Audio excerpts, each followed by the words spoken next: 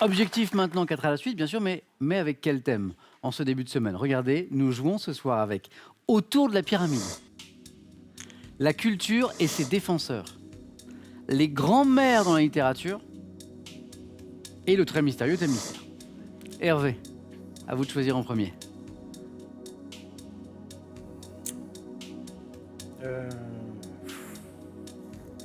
On ne sait que J'hésite. choisir. Hein. Je vais quand même prendre le thème mystère. Oui? Allez, c'est parti, Hervé, venez, je vais vous le dévoiler. C'est ce que je voulais. Vous aimez les animaux, Hervé? Oui, pourquoi pas, oui. Est-ce que vous aimez les animaux insolites? Oui, pourquoi pas non Est-ce plus. que vous aimez les animaux singuliers? Singulier. Tant qu'il se rapproche pas de trop. Animaux insolites et singuliers, voilà votre thème. C'est pas mal, Oui, on va hein, c'est essayer. sympa. Hervé, on a parlé littérature ensemble, des auteurs du 19e, de Zola, de Hugo, je m'en rappelle. Et alors, vous m'avez donné un conseil de lecture avant l'émission, Le Vicomte de Bragelonne. Oui.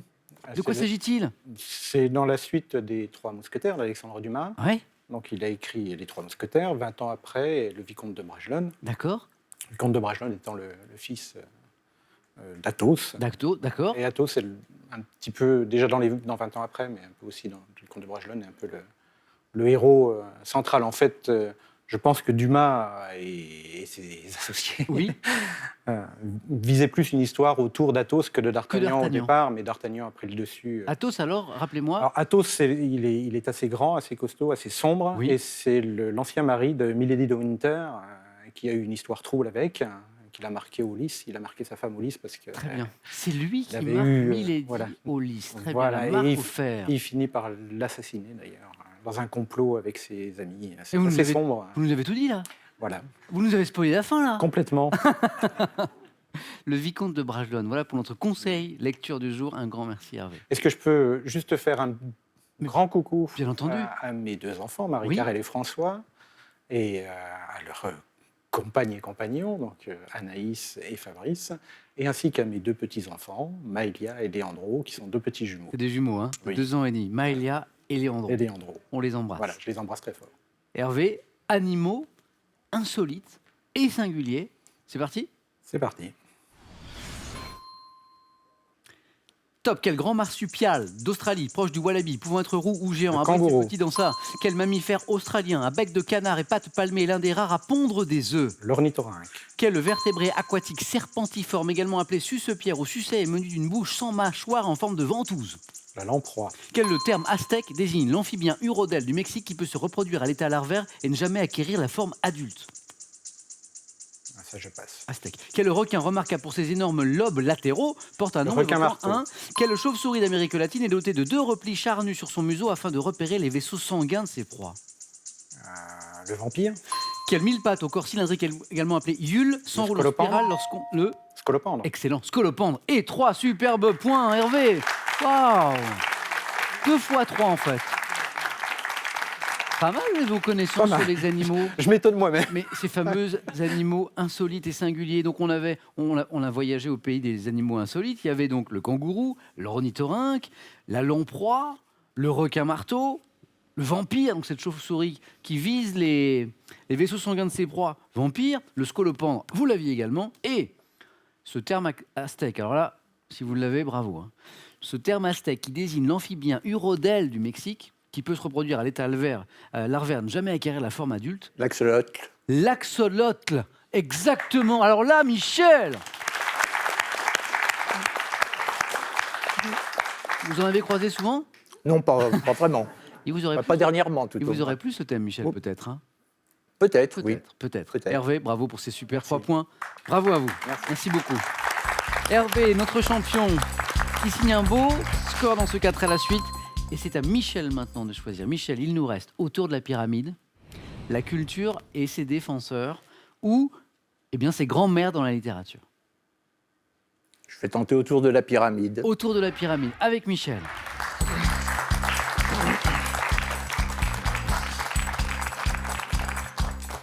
Jouons, Michel, Allons-y. Allons-y, autour de la pyramide. On y va? on y va.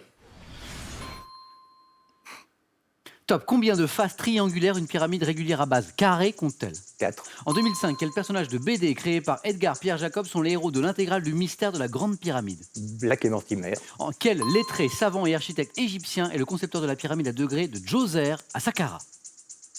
Savant, architecte égyptien, lettré. Je passe. En géologie, par quelle locution imagée désigne-t-on une colonne ou une pyramide argileuse coiffée d'un bloc protecteur? Cheminée de fée.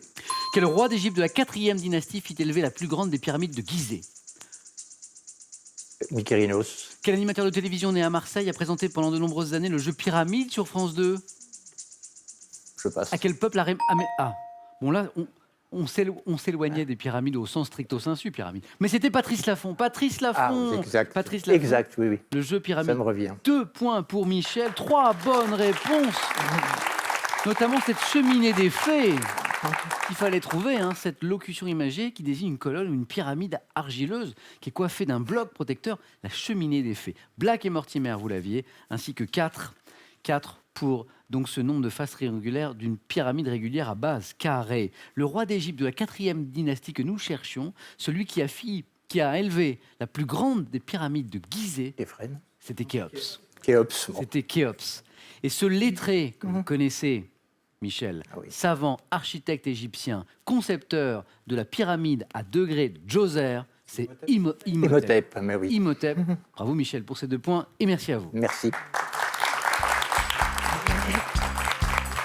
Ce qui veut dire, Hervé, que vous allez disputer ce soir un nouveau face-à-face. Vous êtes qualifié grâce à ces 3 bons points. Qui sera votre adversaire? Tout va dépendre de Damien. Damien, il reste 2 thèmes, la culture et ses défenseurs, ou les grands-mères dans la littérature. Je vais prendre la culture et ses défenseurs. Venez Damien.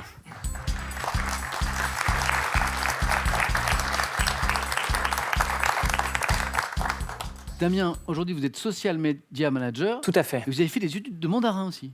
Oui, dans le cadre du collège, lycée, voilà, en LV3. Et je crois que vous êtes rendu en Chine. Oui, Et un voyage qui vous a marqué, notamment un voyage en train assez étonnant. tout à fait. En fait, c'était quand j'étais lycéen, donc avec les étudiants de l'option chinois. Il y avait une nuit en train de nuit, donc. Et c'est vraiment une expérience incroyable que je conseille à tout le monde parce que on quitte une ville qu'on connaît à peine pour retrouver une le lendemain qu'on connaît absolument pas du tout. Et puis, pendant la nuit, on devine des paysages, des montagnes, etc. C'est vraiment une expérience. J'en ai encore des souvenirs 12 ans après. C'est vraiment très fort. Mais long voyage en train comme ça, il y a encore à travers le monde des trains comme ça, de nuit ou autre. En Australie, vous avez des trains qui roulent pendant 3-4 jours pour faire est-ouest ou nord-sud par exemple. Et ça devait être un très très beau voyage en train. Damien, un beau voyage je vous souhaite là maintenant, avec le maximum de points possible, la culture et ses défenseurs. On y va? C'est parti. Top. En 1959, quel écrivain et homme de lettres est devenu le premier ministre chargé des affaires culturelles de la Ve République? Malraux. En 1947, quel acteur et metteur en scène de théâtre a fondé le Festival d'Avignon? Passe. En 1936, à quel passionné de cinéma né à Smyrne doit-on la fondation de la Cinémathèque française? Passe. Quel graveur et homme de lettres nommé directeur général des musées en 1802 s'occupa de l'organisation du Louvre? Passe. À quel prélat et homme politique doit-on la fondation de l'Académie française en 1635? Prélat. Au XIIIe siècle, quel théologien soutenu par le roi Louis IX fonda le collège qui devint la Sorbonne? Colbert. Quel écrivain nommé en 1834 inspecteur général des monuments historiques a procédé au recensement des sites architecturaux français? Passe. 1834, c'était Mérimée. 1 point Damien avec André Malraux. Oui. La première. La première. Le fondateur du Festival d'Avignon, c'était Jean Vilar. Je l'avais pas. Jean Vilar. Pas de Le regret. passionné de cinéma qui a fondé la Cinémathèque, la fondation de la Cinémathèque française, c'était Henri Langlois. Le graveur et homme de lettres qui s'occupa de l'organisation du Louvre, c'était Vivant Denon. Le prélat, c'est pour ça que j'ai insisté sur prélat et homme politique, à qui on doit la fondation de l'Académie française, c'est Richelieu. Ah oui. Richelieu, là on est en 1635, et au XIIIe siècle, ce théologien soutenu par le roi Louis IX qui fonda le collège qui devint la Sorbonne, c'était Robert de Sorbon. Damien, un grand merci et Merci. 1 point.